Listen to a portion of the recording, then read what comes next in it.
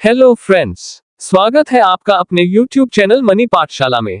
आज के वीडियो में हम बात करेंगे HDFC बैंक के शेयर में आए अभी की बड़ी गिरावट के बारे में। लेकिन इस बार सिर्फ गिरावट नहीं बल्कि हम पूरी गहराई से समझेंगे कि यह बैंक इतना महत्वपूर्ण क्यों है, इसका असर पूरे निफ्टी 50 पर कैसे पड़ता है और एक समझदार इन्वेस्टर को ऐसे समय में क्या करना चाहिए।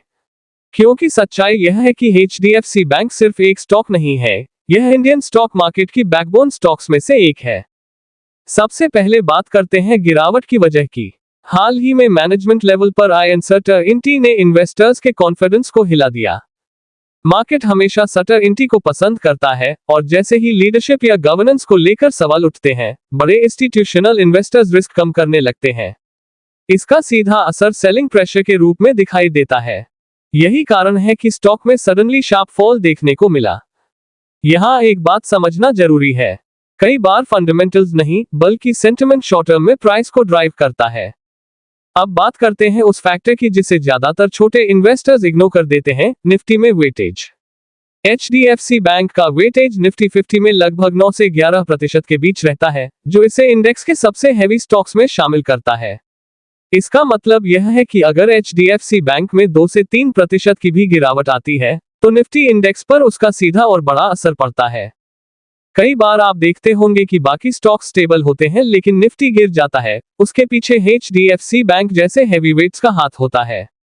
इसलिए बड़े फंड्स और FIIs इस स्टॉक को बहुत क्लोजली ट्रैक करते हैं। अब थोड़ा ब्रॉडर पर्सपेक्टिव समझते हैं।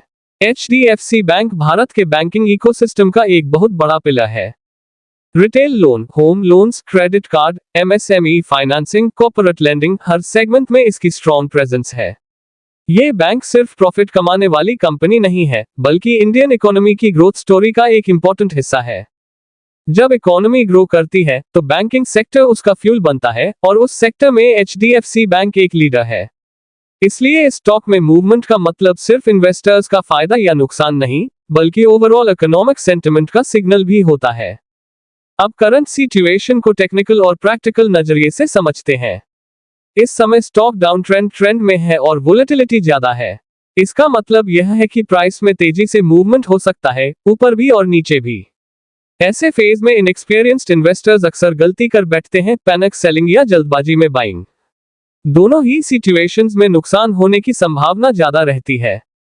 अब सबसे इंपॉर्टेंट सवाल, क्या ये डीप बाइंग अपॉर्चुनिटी है? इसका आंसर एक लाइन में नहीं दिया जा सकता। अगर आप शॉर्ट टर्म ट्रेडर हैं तो अभी एंट्री लेना रिस्की हो सकता है क्योंकि ट्रेंड अभी कंफर्म नहीं हुआ है। मार्केट में एक रूल बहुत फेमस है, ट्रेंड इज योर फ्रेंड, और अभी ट्रेंड वीक साइड पर है। इसलिए बेहतर होगा कि आप कंफर्मेशन का इंतजार करें, जैसे कि स्ट्रॉन्ग सपोर्ट से बाउंस या क्लियर ब्रेकआउट।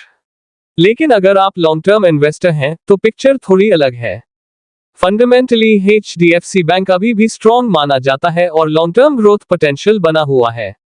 लेकिन इसका मतलब यह नहीं कि आप ब्लाइंडली इन्वेस्ट कर दें। स्मार्ट इन्वेस्टर्स हमेशा फेज्ड अप्रोच अपनाते हैं। सीप या स्टैगर्ड बाइंग स्ट्रैटेजी यहां बहुत इफेक्टिव हो सकती है, यानी आप अलग अलग लेवल्स पर धीरे धीरे इन्वेस्ट करें। इससे रिस्क भी मैनेज होता है और आपको बेटर एवरेज प्राइस भी मिलता है। एक प्रैक्टिकल स्ट्रैटेजी ये हो सकती है कि आप अपने टोटल इन्वेस्टमेंट को 3 से 5 हिस्सों में डिवाइड करें। पहला हिस्सा करंट लेवल्स के आसपास, दूसरा अगर स्टॉक और गिरता है तो लो लेवल्स पर, और बाकी तब जब स्टॉक स्टेबिलिटी या अपवर्ड मोमेंटम दिखाए। इस अप्रोच से आप मार्केट टाइमिंग के प्रेशर से बच जाते हैं और डिसिप्लिन्ड इन्वेस्टिंग कर पाते हैं। अब एक साइकोलॉजिकल एस्पेक्ट भी समझना जरूरी है। जब मार्केट गिरता है तो डर सबसे बड़ा फैक्टर बन जाता है। रिटेल इन्वेस्टर अक्सर पैनिक में सेल कर देते हैं, जबकि एक्सपीरियंस्ड इन्वेस्टर्स ऐसे समय को अपॉर्चुनिटी की तरह देखते हैं, लेकिन ब्लाइंडली नहीं बल्कि स्ट्रैटेजी के साथ। इसलिए इमोशन के बजाय प्लान के साथ इन्वेस्ट करना सबसे जरूरी है। अंत में एक जरूरी रिमाइंडर, स्टॉक मार्केट में कोई भी इन्वेस्टमेंट 100% सेफ नहीं होता। HDFC बैंक जैसा मजबूत स्टॉक भी शॉर्ट टर्म में गिर सकता है। इसलिए हमेशा अपनी फाइनेंशियल सिचुएशन, रिस्क टॉलरेंस और इन्वेस्टमेंट होराइजन को ध्यान में रखकर डिसीजन लें। यह वीडियो केवल एजुकेशनल पर्पस के लिए है और इसे इन्वेस्टमेंट एडवाइस के रूप में नहीं लेना चाहिए।